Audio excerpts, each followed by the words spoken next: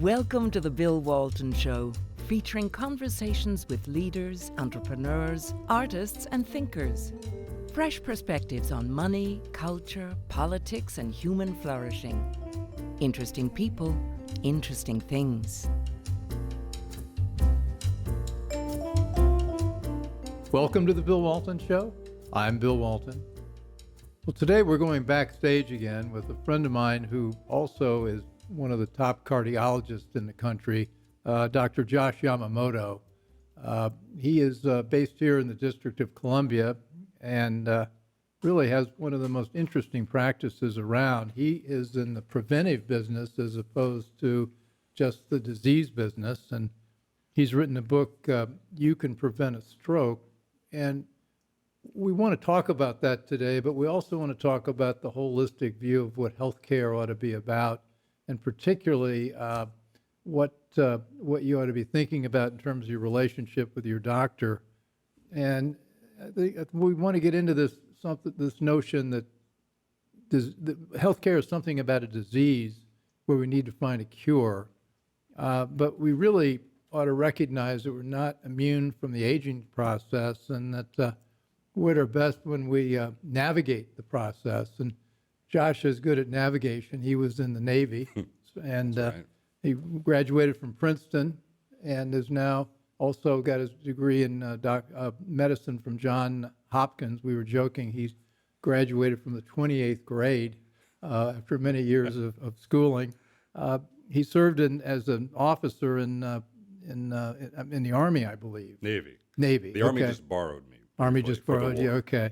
And was in Iraq and Afghanistan. And my favorite, since I'm president of the local volunteer fire and rescue in Rappahannock County, Virginia, Josh was did his first gig in the Alexandria City Fire Department as a medic. I was. And I was even in the Union.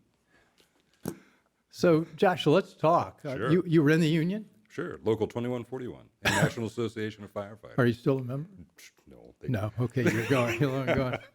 Well, let's talk about it. You've got your practice and also the Foxall Foundation, and you know we talked before, and I've learned a lot from you about how to think about my condition. I have this condition where I produce too many red blood cells and have a propensity to clot. You also have a condition called being over 65. I have that condition as well, and you want to have a lot of red blood cells, and you want to be a red-blooded American, and until you don't.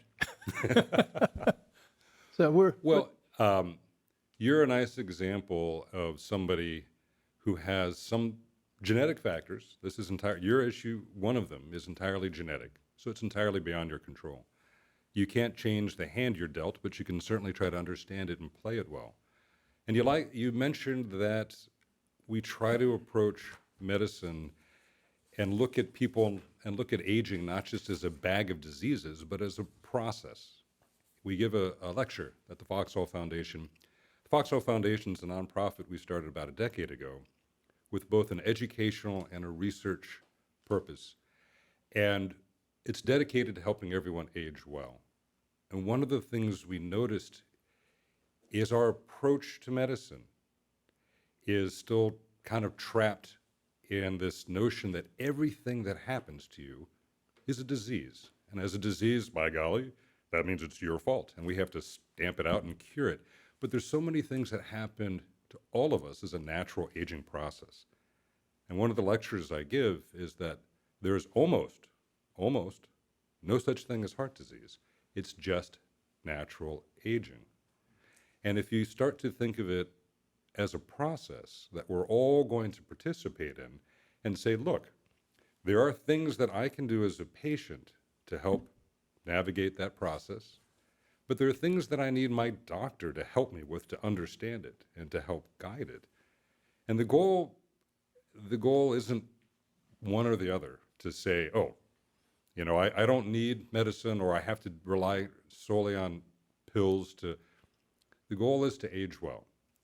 And I think it's interesting, we often have the discussion that we don't even all agree on what the definition of health is.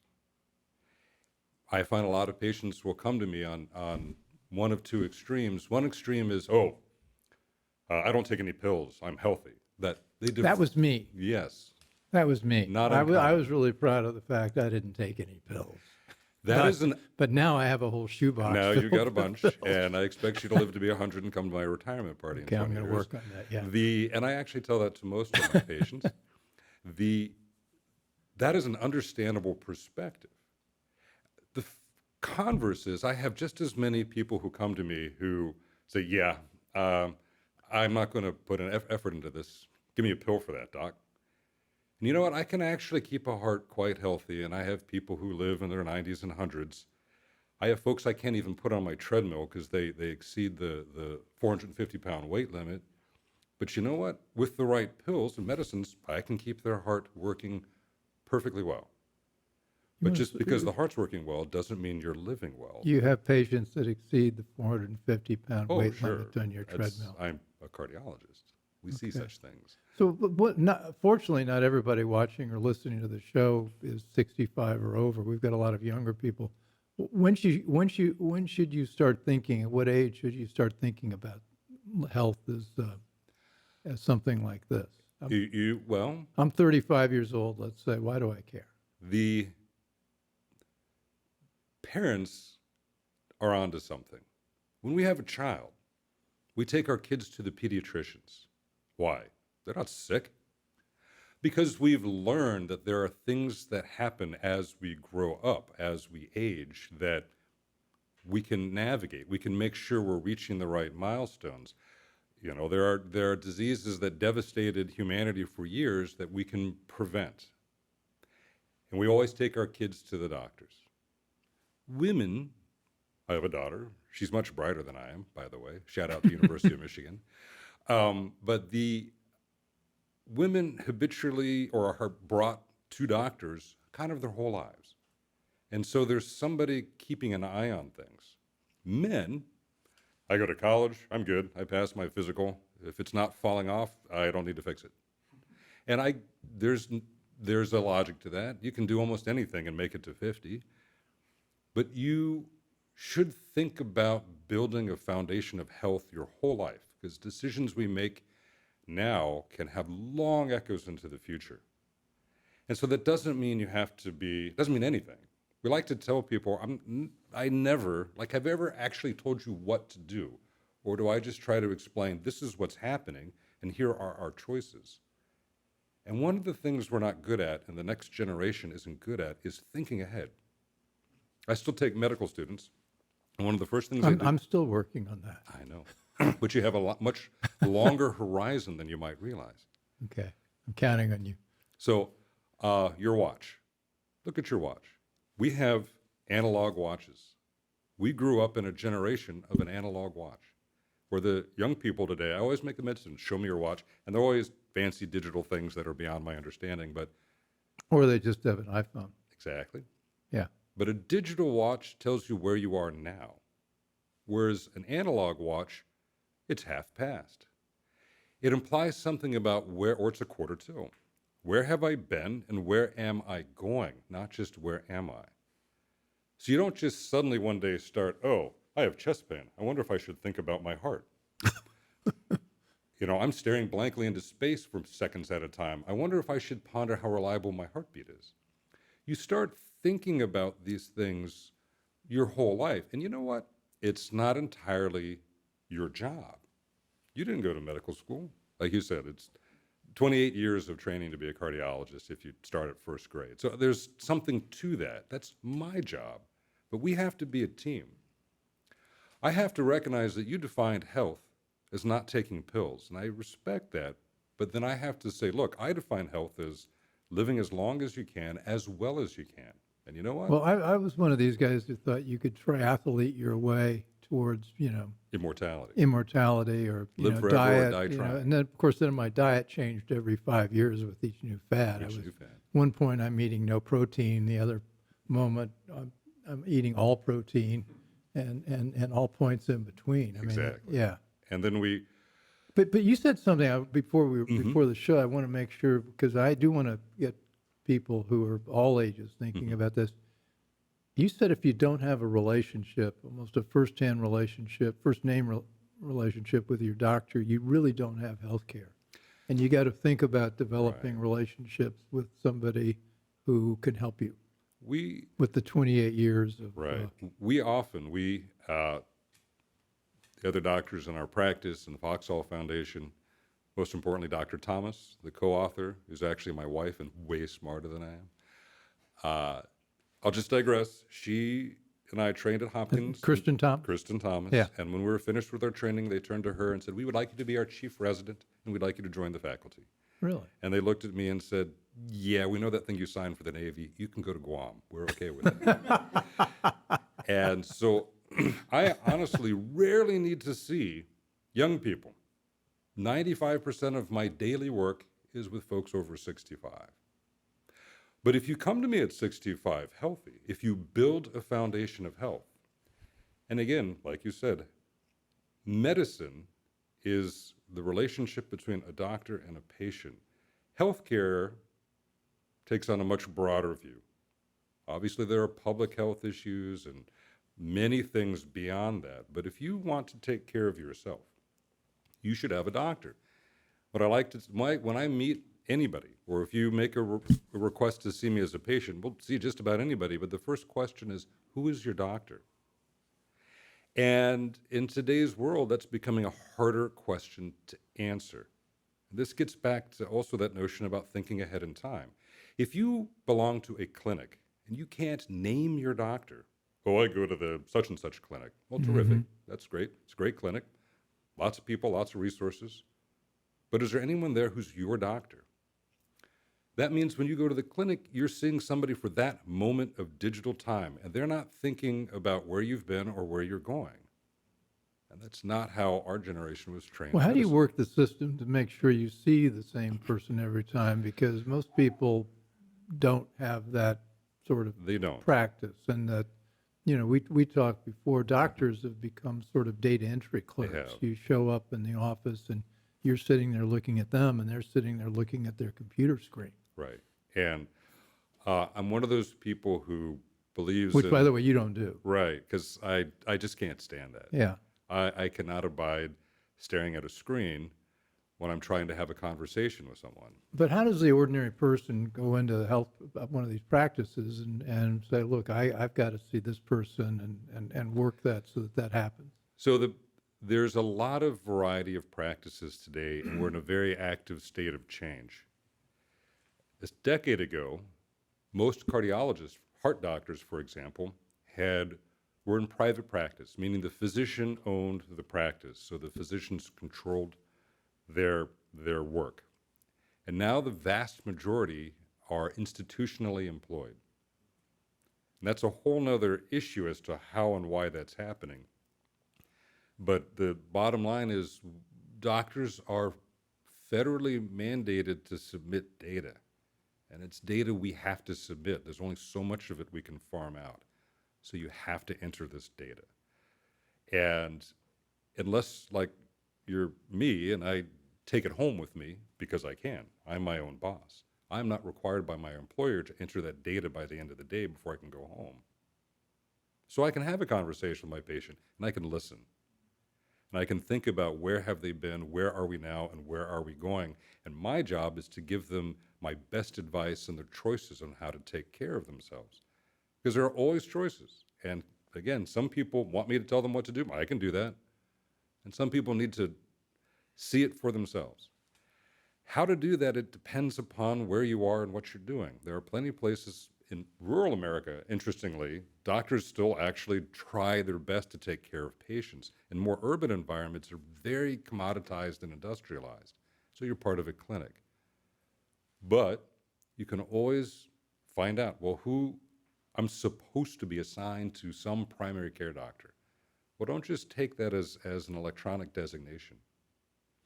You can take the initiative. All right, I'm seeing Dr. So-and-so. This is my doctor. Hey, doctor, I am now your patient. Well, this is the Bill Walton Show. I'm here with Dr. Josh Yamamoto, who's a great guy, very smart man, and has been 28 years of education.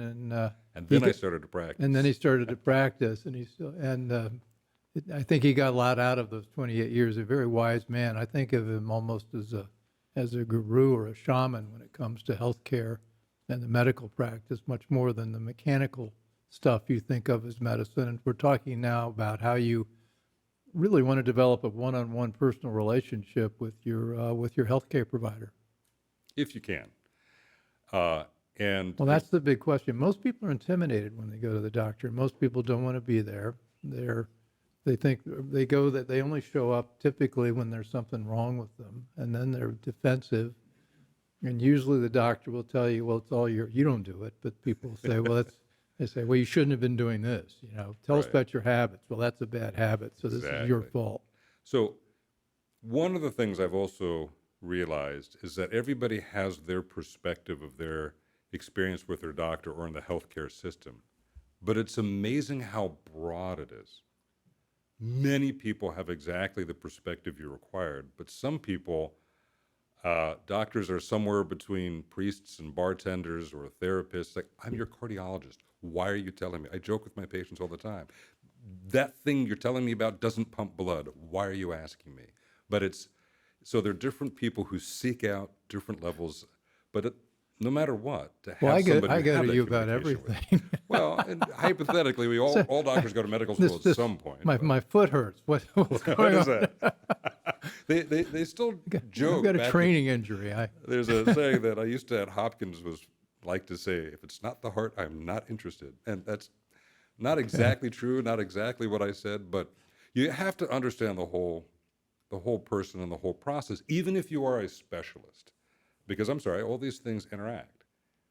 And you keep really bringing out the thing that you have your own perspective. And you also mentioned something that I don't want to tell the doctor because he's going to say it's your habit and it's your fault. Mm-hmm. And this goes back to the notion of how we were trained. And it's a little old-fashioned.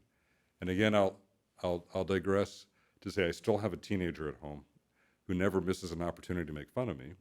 And whenever I do something a little old-fashioned, he'll say, hey, Dad, what was it like back in the 1900s? And I really think about that because, yes, I went to medical school in the 1900s, as did most of the doctors you'll see. In other words, the 20th century. The 20th century. Okay, all right. But it was the 1900s. That's true. And once you phrase it that way, it starts to rock your mind like, oh, my gosh. By the way, this one you have at home is pretty smart, too. He is. He's smart enough to want to be an aerospace engineer and not a doctor, I'll tell you that. Mm-hmm. But the notion is that we have all of these ideas, and this is where we developed the disease model of medicine, which is wonderful, but we are moving past that. So what do I mean? In the early 1900s and the 1800s, medicine was based on symptoms. Come to me when something hurts, and I'll see if I can help. Fine. But then came penicillin. Marvelous. There are germs. They cause disease, and we can actually treat the cause, not just, oh, you have a cough and you can't breathe. Here, let me beat on your chest and take you to altitude, or whatever we could do in the 1800s and early 1900s. We began to understand that human suffering was driven by diseases, and the late 1900s was an explosion of understanding. And so everything we tried to say is a disease. And there's a lot of validity to that to understand what's happening.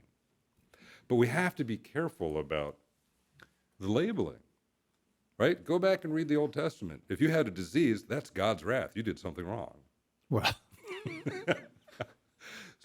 so yeah, that's what leprosy is an infection. Okay, you're not necessarily being punished. But you talk about the disease model, and this is an oversimplification, but it seems to me that a lot of us have fallen into this trap or this pattern where you have something wrong, you've got a symptom, and you go to the doctor, and now there's a pill. Yep. And it seems like there's a pill for everything. And the number of pills, when I was a kid a long time ago, there weren't that many pills. Back in the 1900s. Back in the 1900s. Funny, I'll think about that. I got to think about that brings you up short. There was a pill, not many pills. You'd had aspirin, you had a few other things. I'm sure if I were older, there were other pills to treat things. But now it seems like everything there is a pill. And what's happening here? So there are a lot of marvelous things happening Yeah. as we really are understanding human function, biology on a molecular level. But I always like to emphasize to my patients, and when I talk, my degree's in physics. I actually know almost nothing about biology. And I know almost nothing about molecular biology or genetics, but it's remarkable what we do know and what we're learning. Well, when you say molecular, that brings the pill in because the Yes. pills are aimed at the molecular. And we're getting remarkably good at an amazing number of things. Mhm. But as we get older and go through time, there are things that naturally happen. So this is where we at the foundation are always emphasizing it's a process, particularly in our older meaning over 50, over 60, but right, aging starts when we're born. Pediatricians, in some ways, have it easy. If you do almost nothing, people grow up and get better. But if I meet somebody at 65 and do nothing, they will wear out and die prematurely. But we have the option of helping that. And so if a process is going on, so if I can give you one basic example, what the leading cause of death is supposedly heart disease. And it is heart disease. And I always roll my eye at that notion, because heart disease isn't one thing. It's like if you take your car to the mechanic, it says, oh, I know what's wrong. You have engine trouble. Really? How did that help? So you have to understand what is the process affecting the heart. And so in the late 1900s, and still today, the number one cause of death is, let's say, a heart attack. Well, we now understand what's happening. What it is our arteries age over time. We have 100,000 heartbeats a day. Now, I'll drive your sound guys nuts and do this. That's 100,000 smacks on every single blood vessel every single day. If I do that on my palm, by the end of the day, I'm going to flay the skin off my hand. Yet this is a natural process that is supposed to happen. Eventually, over time, that wear and tear really beats up the arteries, and we have a healing process. This is where the molecular guys understand the biology of healing. We call it inflammation. Inflammation is our body's natural healing system. We are supposed to heal. We need to heal. But the essence of life is intrinsically traumatic. We have wear and tear. So all of our arteries will age. And as we heal, we grow plaque.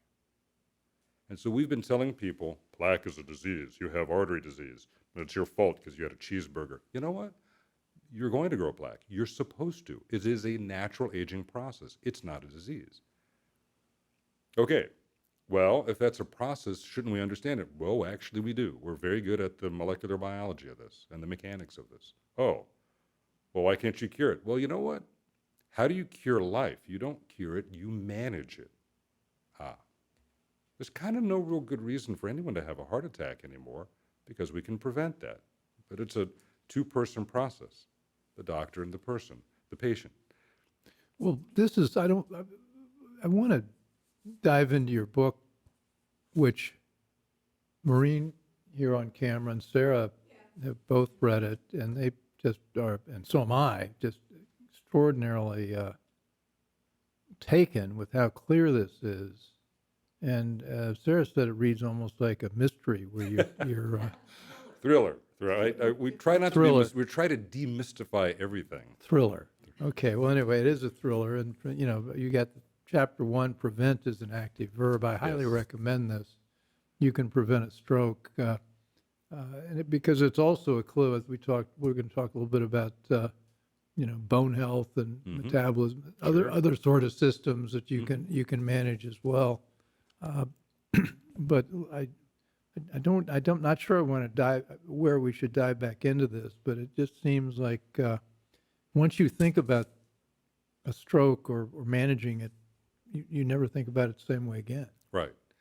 And this book actually came in a very short story. A patient of mine that you may know, a guy named Bill Lilly, Yeah, I know Bill. died a little while ago of cancer-related things. He saw an article, right, or news story a couple years back, all exciting. The latest treatment for a stroke. Put a catheter up in your brain and a stroke, just to understand, is a blood clot to the brain. And oh, we can do all these exciting things. We can stick catheters and tubes and suck out clots. And so he asked, and that sounded really great. It's obviously it's not simple to do and not something you would wish on anybody. Let's stick a tube up into your brain. But it can be done. And so he asked me, he said, Josh, wow, this is exciting. What's the best way to treat a stroke? And I said, Bill, that is the wrong question. The best way to treat a stroke, is to prevent it. And he was really taken aback because that thought hadn't occurred to him. You can prevent a stroke, he said. And yes, Bill, you can. And that's where the title of the book came from. To be honest, the original title of the book was The Baby Boomer's Guide to the Prevention of Vascular Dementia. And that is exactly what the publisher's response was. Like, you've got to be kidding me. But vascular, and this is where we... Vascular dementia. Vascular dementia. Okay. And this is actually where the foundation Is that a stroke started. or is it? Vascular dementia, which is more commonly thought of as senile dementia. Okay. Senile to a doctor, medically, just means age-related. Age-related, senile, things that happen over time. And so if you interrupt blood flow to the brain, if you have inadequate blood flow to the brain, or block it off or clot it up, you'll damage the brain. Gee, that's not exactly a hard concept. If I don't pump blood to my brain, the brain suffers. Now, what's the specialty that gets involved after you've had a stroke? After you've had brain damage, then you need to see a neurologist. But your doctor. goal is to never have to see a Exactly. neurologist because they can't prevent it. They can It's only not tell you their what's not going to job. work. Okay. You're going to go to a brain doctor and say, how do I? No, you do. You can. Yeah. But if you go to a brain doctor, I have a lot of we work with neurologists all the time. And I always joke that if I do my job well, they're not going to see any of my patients, for at least not for strokes. Because the standard model is, there are risk factors because it's a disease. And so the risk factors, of course, most of them are your fault. So you treat your risk factors. Don't smoke, treat diabetes, cholesterol, blood pressure, the standard risk factors. But see, I just pointed out that vascular aging is chronic vascular blood vessel inflammation is an integral part of life itself. So we don't like the term risk factor. Why? Because that implies that there's an element of chance. It's not a question of chance. It's simply a matter of time. Your heart's not going to stop beating. Well, everyone's heart stops once. But as long as your heart is beating, you have this relentless aging process. So get away from this notion of, if I treat my risk factors. And this is what we've been teaching people. So a young, healthy guy, 35, 40, 50, runs well, is quite fit. Again, the definition of health, mine is, are you going to live long and live well? A lot of people's are, I'm fit. Just because you're fit does not make you exempt from genetics and time. And so you say, atherosclerosis or plaque. And again, we taught people that you don't want a blockage. But that's not the issue. Well, in my world of running and triathlons and that sort of thing, everybody's fit until they drop dead. Exactly. Fitness is wonderful. You had another thing you mentioned, that when we grew up, there was a pill for everything. Yeah. I love to tell my patients, I do have a pill for almost everything, but not for fitness. You've got to do that. Yeah. There is no pill for fitness. Most people don't want to hear that. They don't want to hear that. And fitness matters, but it's not mutually exclusive from biology and medicine. Yeah. This is Bill Walton. I'm here with Dr. Josh Yamamoto, one of the country's best thinkers about all things related to cardiology. And he's written a terrific book, You Can Prevent a Stroke, but we're also talking about the links of cardiovascular health to dementia. And I'm going to recommend we send a couple thousand copies of these books over to Capitol Hill and also the White House. I'm not going to single anybody out. I'm sure, depending on which side of the aisle you're on, you have different candidates for this. But this is a must-read, even for those of us who may not be quite into that dementia column. Yes, and I am no longer the cardiologist to the Congress, so I have no input over Well, you had that job for a while. I did. How long were you there? Well, I was in the Navy for a little over 8 years. Yeah. And again, I got lent to the Army in 2005. And of course, after that, my wife informed me that I will be going into private practice when I come home from the war. She missed you. She did. Yeah. But the thing is, really, the Congress itself is a great illustration in my mind. I just saw the cover of the New Yorker, which has everybody in their walkers trudging along, and they call us a gerontocracy. And you know what? I have 85-year-olds, 87-year-olds running marathons. I have a 98-year-old woman who complains that she outlasted all of her tennis partners. We are living longer, so we want to live well. And yes, the foundation was started in large part to try to help with dementia programs. So how on earth did a cardiologist get involved? And it's because as we age, circulation always changes. That's a natural part of aging. And if your goal isn't, I'm going to not, or I'm going to do the latest procedure, I'm going to stamp out disease. These are all. How does your circulation change? Okay. There are 3 important things that are universal with aging. And it doesn't mean we all do it the same way. The first and the easiest to address is chronic vascular inflammation, which I mentioned. There's a lot of ways to study it, but hey, wear and tear. My knees aren't as good as they used to be. It's a simple mechanical issue. That's the number 1 cause of death because it leads to plaque. And again, we told people you don't want a blockage, but it's not a question of blockage. Imagine drinking from a pipe. No, you don't want the pipe kinked so you can't drink from it. But what you really don't want is a pipe to be full of rust. But my layman thought was plaque forms, piece of plaque breaks off, that goes to the brain or to the heart, and that's what kills you. Not quite. That's close. But the plaque makes the pipe rough. Mm-hmm. When I give the lecture out to people, I have a picture of a metal pipe, and it's full of rust. It's the most disgusting thing you've ever seen.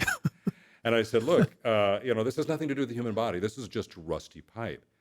And I say, it's not blocked. It has flow. But do you want to drink out of that pipe? Mm. The real problem is that rusty pipe, the plaque, likes to crack and clot. The first part of healing is actually clot formation. We call it the thromboinflammatory response. So clotting is part of healing. Clotting is actually part of plaque growth. So it's in the heart, the clot can suddenly block an artery. You don't have to have symptoms. We've actually known for a long time that it's not blocked arteries that kill people. It's arteries with growing plaque.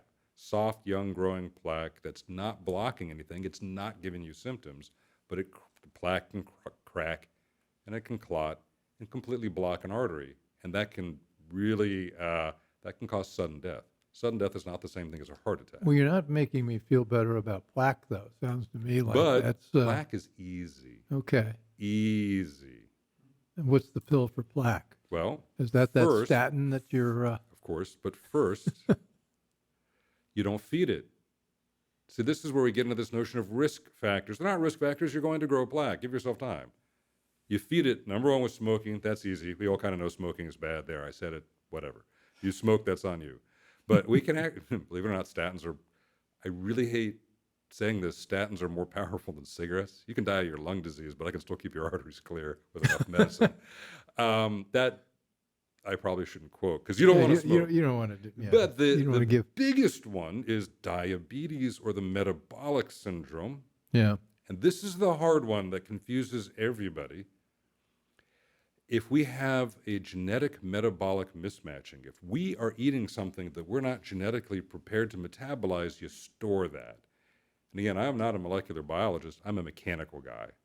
But if you start storing that calories, you get resistance to insulin levels rise, sugar levels rise, and those things are very irritating to blood vessels, pro-inflammatory, and you encourage plaque growth. Mm. So smoking and diabetes are the big 2. Notice I didn't say cholesterol. We actually don't treat cholesterol, we treat people. Well, I was very proud of my I've got good cholesterol numbers, and then you reliably told me, well, that doesn't really matter. It's not that it doesn't matter. It's helpful to not feed plaque, right? But the next step is to say, This isn't a disease. This is a natural process which we can manage, and the issue is inflammation, not cholesterol. Okay. Cholesterol feeds inflammation. It matters.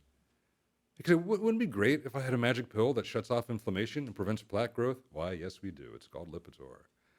Any statin you want. They all work. Now, there are people who don't tolerate statins. Fine. We can work with that. We have other choices. How aggressive do you need to be? It's not based on your numbers or your, believe it or not, diet has very little to do with it other than that metabolic pathway. But you don't want to feed plaque, and you want to stop it. And it's actually pretty darn easy to stop. Heart attacks are going to go the way of rheumatic fever. Rheumatic fever, right? And if you had the sore throat as a kid in the 1930s, we didn't have enough penicillin, or we didn't have penicillin at all. And that rheumatic fever could chew up your heart valves, and that could be terrible. Heart disease in the early 1900s was rheumatic heart disease. People don't have heart attacks. I mean, maybe, but you died of infection and rheumatic fever. But we don't hear about rheumatic fever now. Why? Because we have penicillin. So give it another generation, and heart attacks will be a thing that people are like, oh, yeah, I remember those. So you stop plaque growth, and if you have enough plaque, you also have to prevent the clot, which is what the aspirin's about. Aspirin's marvelous. It's a whole other discussion about how pediatricians and obstetricians told us to stop taking aspirin. That's a different story. That the U.S. Preventive Services Task Force. But atherosclerotic disease, plaque formation, natural aging, readily stoppable. But that's not the only thing that happens. Really quickly, the other two things that happens is arteries do stiffen. Stiffer pipes mean higher blood pressure. Higher pressure means more work on the heart. So I can beat up your heart just because I've made it overwork. This is where the exercise comes in. If you say, I don't want to have stiff heart, or stiff arteries, and I don't want to beat up my heart and get so short of breath because my heart's inefficient. Exercise. So we tell people high blood pressure, that's a disease. It's a number. The question is what's the health of your arteries? And what's the burden on your heart? And yes, there's a lot of things you can do for pressure, but at a certain point you can run around in circles all day and be a triathlete, and you can still have vascular stiffening that's just genetically programmed. Yeah, we can help with that. Easy to treat pressure, lots of pills for that if you need to. That's not the, people are pretty keyed in on pressure. The third issue that's really important in our now 70, 80, and 90-year-old population is the fact that our electrical system wears out. What? We've known this for a long time. We just don't realize how important it is for our older population, the baby boomers and whatnot. What's our electrical system? The heart's just a muscle. Okay, which part of it's electrical? So the muscle squeezes and beats when it's told to. Right. Now my arm muscle contracts when my brain tells it to. The heart will tell itself to squeeze. There's a little spot in the heart that sends out the electrical signal. It's literally a voltage. It says, time to beat. And so we have our natural pacemaker. It's called the sinus node. It says, time to beat. And that wears out. It does. And the reason why everybody actually knows that but hasn't been thinking about it is if you go to the gym, you can look at that big graph, right? And there's a chart that says, what is your expected heart rate over age? And our joke is it's the graph of everything with age. It always just goes downhill. But guys look at that and we say, oh, yes, if I'm 70, I'm not going to run like a 17-year-old. No, that's actually not what the graph says. What the graph says is your heart rate, your ability for your heart to accelerate is going to be impaired as we get older. It's aging. There's nothing you can do about that, which is a drag. Actually, it's kind of annoying. And it's kind of irritating for those of us who are a little bit of a control freak. I want to be able to run and stay healthy. Well, great, you can be healthy, but your electrical system is going to wear out. Just last week, my car, I hadn't driven in a while because we were on vacation. I turned it over, would not start. And my mechanic is like, you have a 10-year-old car. That's an original battery. And here I am going, oh, but I changed the oil every 3,000, whatever. There's no maintenance I can do that's going to extend the battery. I can make it worse, I'm sure, by a lot of ways. But some things wear out. Okay, so what happens As the electrical system wears out, the heart relentlessly likes to beat, and it starts to become irregular. And this is one of the most important parts of being 70. But you have a solution. It's not. It's there's no one And solution, right? Well, but I think at this point you start talking about things like pacemakers. Well, it depends on And the that person. used to be a sign of Oh, yeah, your you heart's said- terrible, to you me, got a pacemaker, pacemakers terrible, are- terrible. Now you're saying if you age, you get to a certain You point. earn it. Where I love telling people you have earned that pacemaker because you've lived long enough that you're perfectly healthy. you now qualify for a pacemaker. You deserve it. All right, like it is. there are. If we live long enough and you've done your job and you took your statin, you never had a heart attack, you stayed fit, your heart can run perfectly healthy, but it's just too slow. The real issue, slowness is one thing, but it encourages the atrial fibrillation, which is the Okay. heart's natural. So you've now earned your pacemaker. Eventually. Okay. I All haven't right. earned mine yet. I'm still working on it. All right. Well, I'm a little older than you, but You'll get there. all All of my 100-year-old patients, and I have quite a few, yeah. have pacemakers.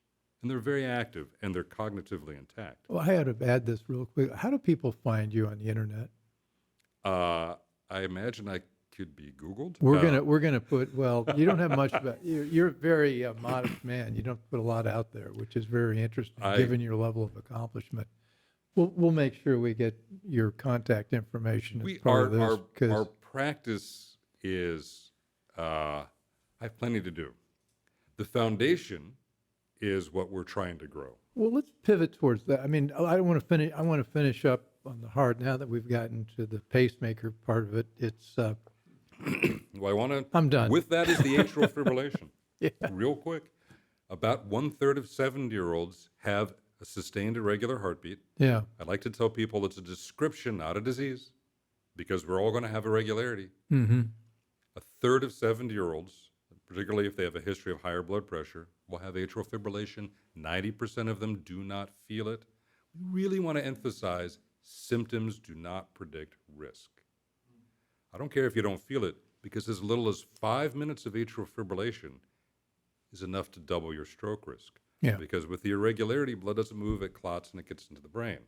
But you can prevent that, but you have to know you have it. And then, of course, if you have a stuttering heartbeat, sometimes people just blank out.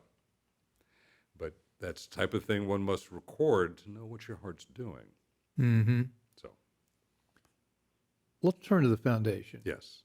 Because this is something that everybody can participate. What? So, excuse me, a little more than a decade ago, Yeah.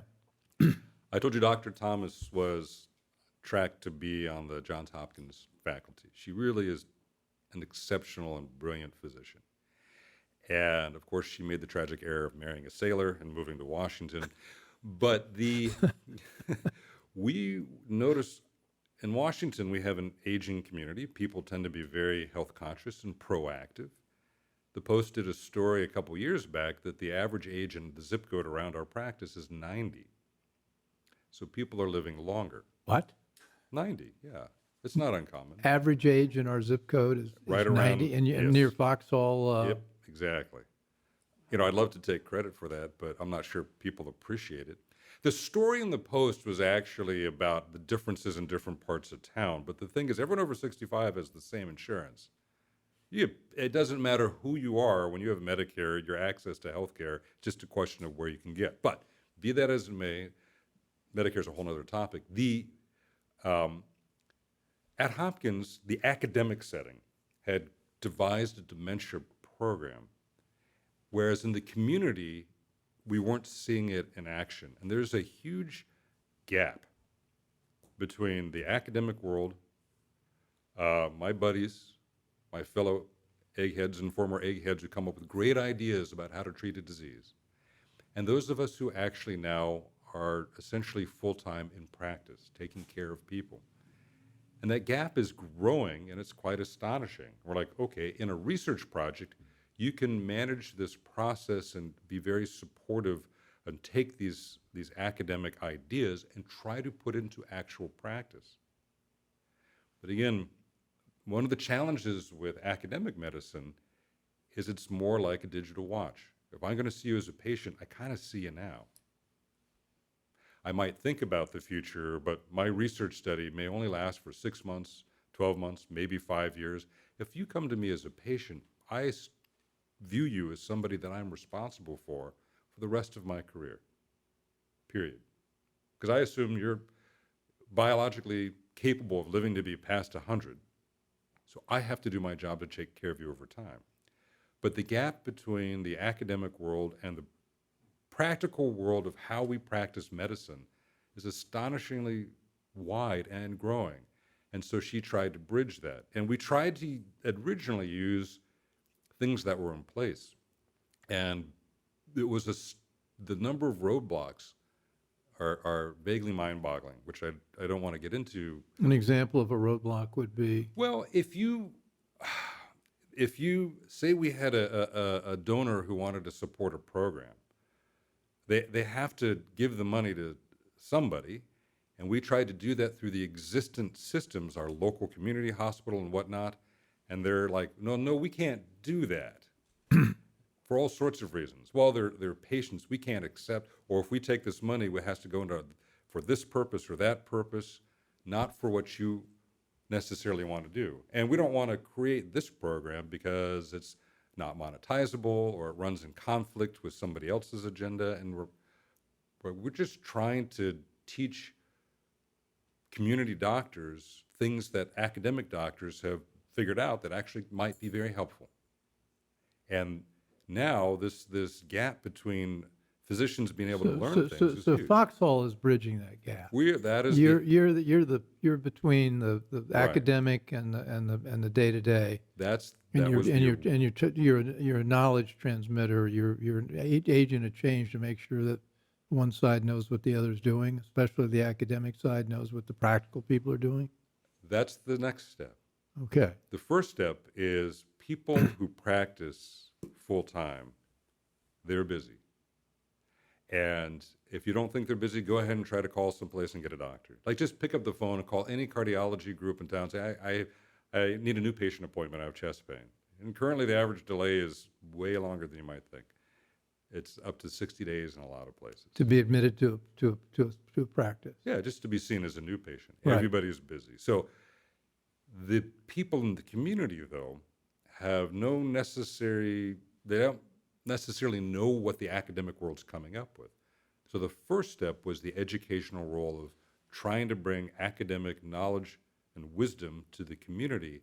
Now we're finding that the academic community is often losing touch with what people in daily practice are doing. And again, the time factor is one of the biggest ones. I've taken care of people for 20 years, and I'm going to take care of these people for 20 more. And there's a lot of kind of corporate knowledge. There's a great quote. The founding doctor at Johns Hopkins is a fellow named Sir William Osler, and he said, to practice medicine without academic study is to go to sea without a map. But to just do the study without seeing patients is to never go to sea at all. Mm. And now we have a new situation, because never before in human history have we had so many 70, 80, and 90-year-olds. It's never happened. So we have sailed off the edge of the map. And the academic institutions are the cartographers on the shore looking out to sea, plotting very fancy maps. They're very good at it. They're very bright. But we've sailed past where they can see, because I can spend all day and see nobody below 90 years old every day of the week. And they're living well because we've spent 20 years managing that. Well, I have so many places to go with this, but remember those ads for yogurt, or where they'd have these 90-year-old people in Finland or wherever they eat yogurt. Right. And everybody all of a sudden they've got to go onto the Finnish diet. Yeah, if you're a Finn, that's probably a good idea. It is, but I want to know what your zip code is, because everybody lives, if the average age is 90, what are they doing in your zip code? Let's see, what is it, the 20016? That used to be our old zip code. Right. It's in Northwest. It's a high-end. It's a high-end part of town. Yeah. And that again, the Post story was just looking at census data, and their riff on it was that The socioeconomic disparities are driving healthcare outcomes. But, there's more to it than that. There's so many factors, and it's always perilous to try to pigeonhole everything into a single factor. Yeah. One of the things why I'll never give up just actually being a real doctor, meaning seeing people, you get to practice medicine one person at a time. And I'm interested in how your life and your genetics are experiencing things, but I'll never make presumptions. And I love to say that Ronald Reagan was the patron saint of cardiology when he said, trust, but verify.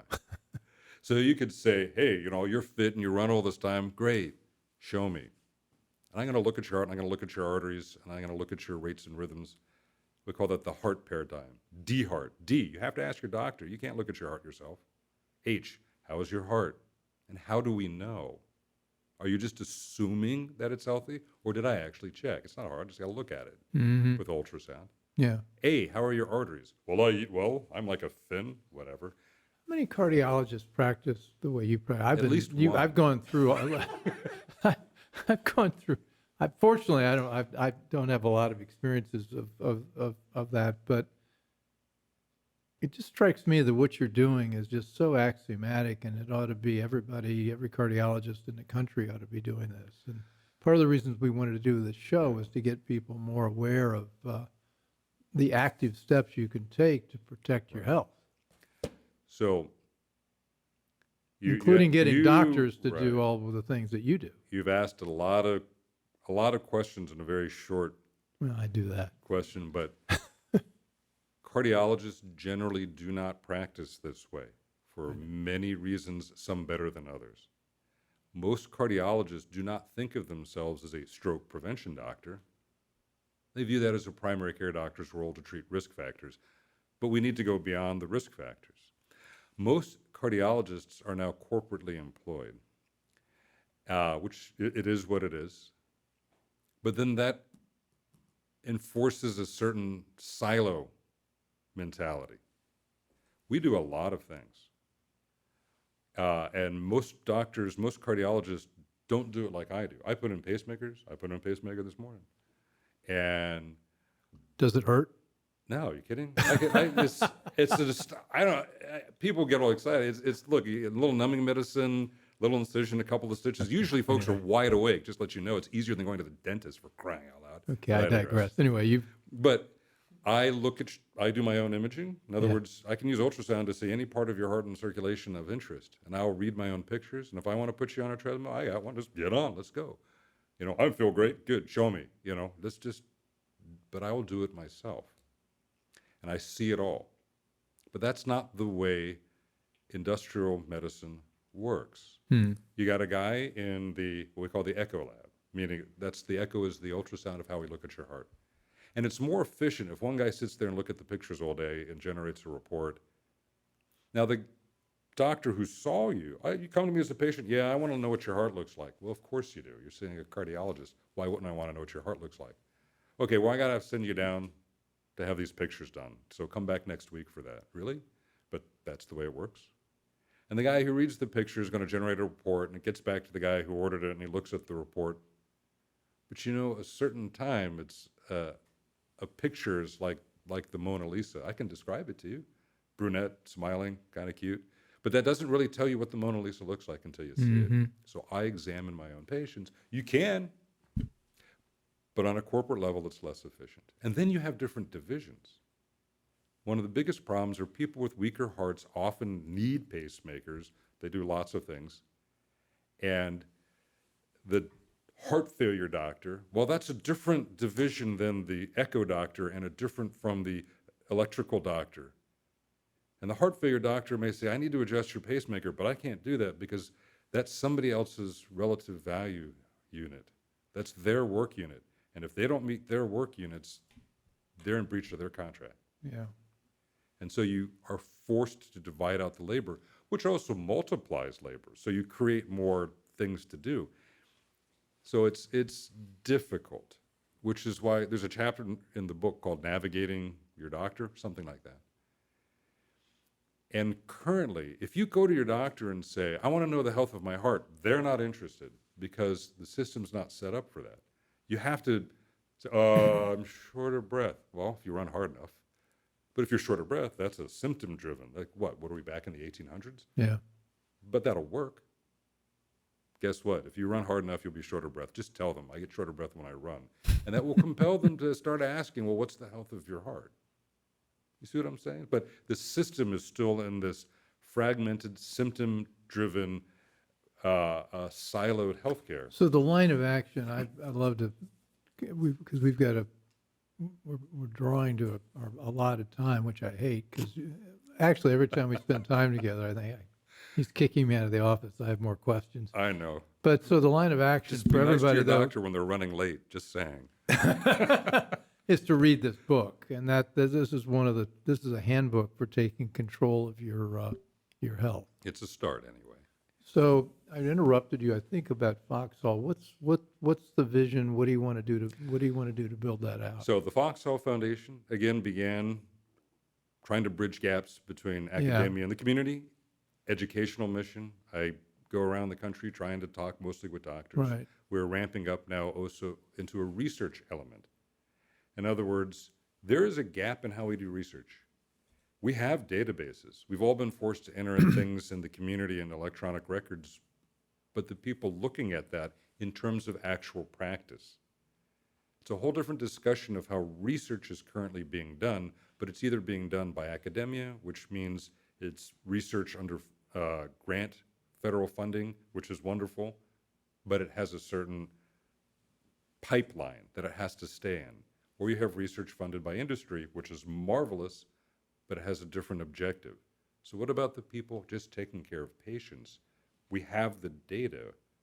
And it's not just we're going to use AI to cure all disease. That's vaguely irrational, but we can use information to gain wisdom and to try to get inroads into the academic community to say, look, this is community data.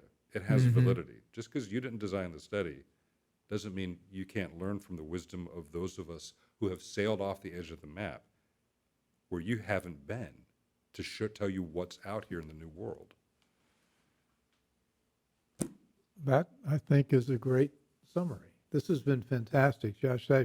Dr. Joshua Yamamoto, author of a fabulous book, cardiologist extraordinaire, wise man, and I think also we've decided we want to live in the zip code where Josh practices in D.C.